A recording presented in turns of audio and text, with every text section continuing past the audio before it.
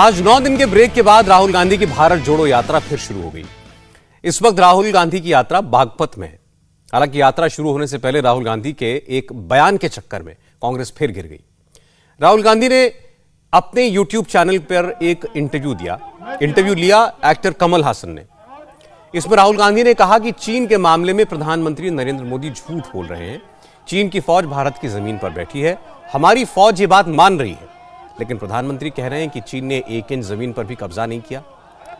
इसके बाद राहुल गांधी ने कहा कि प्रधानमंत्री के रुख से चीन की हिम्मत बढ़ रही है और वो भारत की जमीन पर कब्जा करता जा रहा है। We constantly hear about what is going on the border. And the fact of the matter is that China has taken 2,000 kilometers of our territory, okay, square kilometers. And frankly, we haven't said anything. The Prime Minister hasn't said anything. The military has clearly said that they're sitting in our territory, but the Prime Minister said nobody has come. This sends a very clear message to China. And the message is we can do whatever we want, and India will not respond, right? And in fact, in some of the conversations that they are having with our military, they're actually making the statement that, look, your Prime Minister himself has said we are not in your territory. So what is the conversation about? So that's one aspect of it. Yeah, to them it will look like we are whistling in the dark to allay fear. Yeah. No, and looking somewhere no, else. imagine if you are the leader, right? And your forces and my forces are negotiating, and your forces are coming and saying you're in my territory, and then I say no, but your leader has said we're not. So it destroys the entire negotiation position of India. Right. Rahul Gandhi यही नहीं रुके। उन्होंने इस interview में भारत और चीन की तुलना रूस और यूक्रेन से कर दी और भारत को यूक्रेन जैसा बता दिया, चीन को रूस जैसा। Essentially what the Russians have done in Ukraine is they've said, look, we will not accept that the Ukrainians have a strong relationship with the West. And they've basically told the Ukrainians, if you have a strong relationship with the West, we will alter your geography. And that is the exact same principle that can be applied in India. What the Chinese are saying to us is be careful with what you're doing, because we will alter your geography. We will enter Ladakh, we will enter Arunachal, and what I can see is them building a platform for that type of an approach. Rahul Gandhi असल में मोदी की America के साथ बेहतर रिश्तों की नीति पर निशाना लगा रहे हैं। वो कह रहे हैं कि यूक्रेन यूरोप की तरफ गया तो रूस ने उसका भूगोल बदल दिया। यही चीन भारत के साथ कर रहा है। मोदी सरकार अमेरिका और यूरोप के साथ रिश्ते मजबूत कर रही है, इसलिए चीन नाराज है और हमारी जमीन पर कब्जा कर रहा है। यह बात किसी के गले नहीं उतरेगी, इसलिए बीजेपी ने तुरंत राहुल गांधी पर हमला किया। सुधांशु त्रिवेदी सामने आए और कहा कि राहुल गांधी क्या चाहते हैं, भारत चीन के सामने सरेंडर कर दे। सुधांशु त्रिवेदी ने कहा कि समझ नहीं आता राहुल गांधी बार बार सेना का अपमान क्यों करते हैं। साफ हो गया कि कांग्रेस पार्टी की मंशा क्या है। अभी चीन के साथ विवाद पर भारत की सेना के लिए पीटने का शब्द प्रयोग करने के बाद आज जो वो इंटरव्यू में बोले हैं, इसका अर्थ यह है कि भारत चीन के आगे सरेंडर कर दे। वो रूस यूक्रेन युद्ध का उदाहरण देते हुए क्या बोल रहे हैं कि रूस ने यूक्रेन का ज्योग्राफी इसलिए बदलने का प्रयास किया क्योंकि उसे लगा कि आप वेस्टर्न कंट्रीज के साथ जा रहे हैं। कोट अनकोट में उनका बोल रहा हूं। और यही स्थिति चीन और भारत के साथ है, क्योंकि चीन को लगता है कि अगर हम वेस्टर्न कंट्रीज के साथ हैं तो वो हमारा ज्योग्राफी बदलेगा। मान्यवर, आप कहना क्या चाहते हैं? अब आपने किसी प्रकार का भ्रम शेष नहीं रखा। आपने बहुत साफ कह दिया कि जैसे किसी जमाने में आपकी खानदानी रवायत के चलते हुए भाई भाई का नारा के चलते हमने अपनी जमीन गंवाई थी, आप चाहते हैं कि चीन के आगे नतमस्तक हो जाए भारत। मुझे लगता है कि इस इंटरव्यू को सुनने के बाद सुनने वाले में कोई कंफ्यूजन नहीं बचा होगा।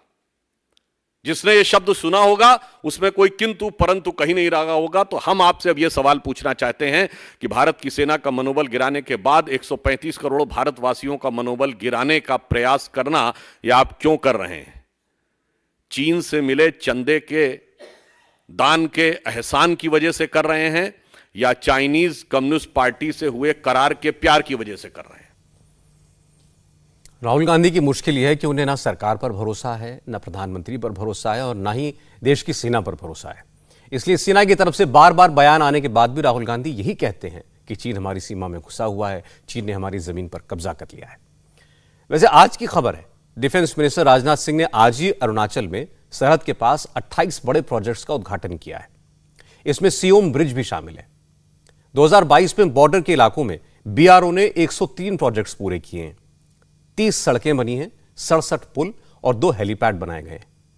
सरहद पर हमारी स्थिति लगातार मजबूत हो रही है, लेकिन राहुल गांधी को न यह डेवलपमेंट दिखती है, न सेना का शौर्य दिखता है। आज इस तरह का बयान देने के बाद राहुल गांधी फिर भारत जोड़ो यात्रा पर निकल पड़े। आज सुबह दिल्ली से राहुल की यात्रा शुरू हुई। यात्रा की शुरुआत से पहले राहुल गांधी मरघट हनुमान मंदिर में पूजा करने के लिए पहुंचे। कांग्रेस ने राहुल गांधी की गदा के साथ तस्वीरों को सोशल मीडिया पर पोस्ट किया।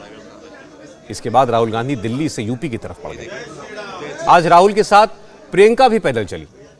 यात्रा में कांग्रेस के तमाम नेताओं के साथ साथ नेशनल कॉन्फ्रेंस के अध्यक्ष फारूक अब्दुल्ला भी पहुंचे। शिवसेना की तरफ से सांसद प्रियंका चतुर्वेदी को भेजा गया था। राहुल गांधी आज भी सर्दी के इस मौसम में वही सफेद टी शर्ट में चल रहे थे। उत्तर प्रदेश में यात्रा सिर्फ 3 दिन तक रहने वाली है।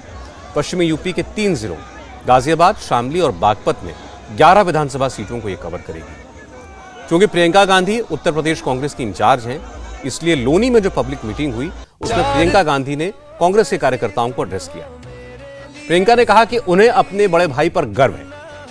प्रियंका ने कहा कि सरकार ने राहुल को रोकने की तमाम कोशिशें की, लेकिन उन्हें रोक नहीं पाई। बड़े बड़े बिजनेसमैन ने देश की ज्यादातर संपत्तियों को खरीद लिया, लेकिन राहुल गांधी को नहीं खरीद पाए। मेरे बड़े भाई, इधर देखो, सबसे ज्यादा गर्व तुम पर है।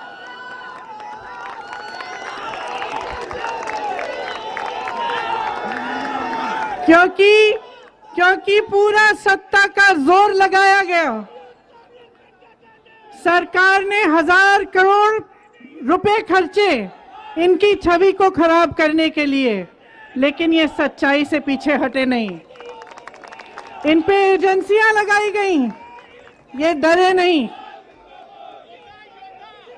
योद्धा हैं।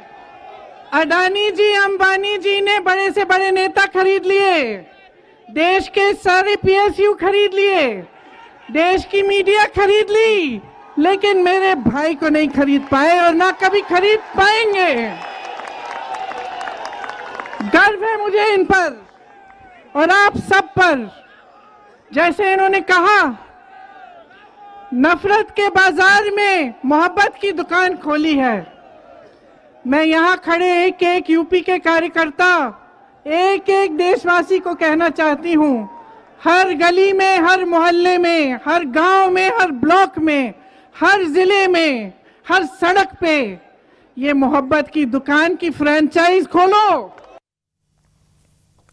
कांग्रेस की कोशिश है कि किसी तरह राहुल गांधी को एंटी मोदी मोर्चे के नेता के तौर पर प्रोजेक्ट करा जाए, लेकिन यूपी में अखिलेश यादव, मायावती और जयंत चौधरी राहुल गांधी को अपना नेता मानने के लिए तैयार नहीं है। दिल्ली में अरविंद केजरीवाल बीजेपी के खिलाफ जंग में कांग्रेस को लीडरशिप देने के लिए क्यों तैयार होंगे?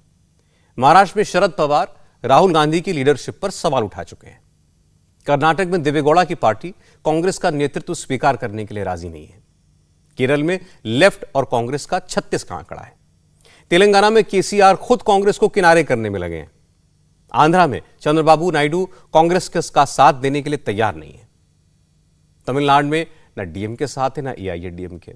बंगाल में ममता ने कांग्रेस को खत्म कर दिया। इसलिए बीजेपी के नेता भी पूछते हैं कि राहुल गांधी को भारत जोड़ो की बजाय मोदी विरोधी पार्टियों को जोड़ने के लिए यात्रा करनी चाहिए। इंडिया टीवी हर वक्त हर जगह डाउनलोड करने के लिए सर्च करें India TV news Google play store या ऐप स्टोर पर।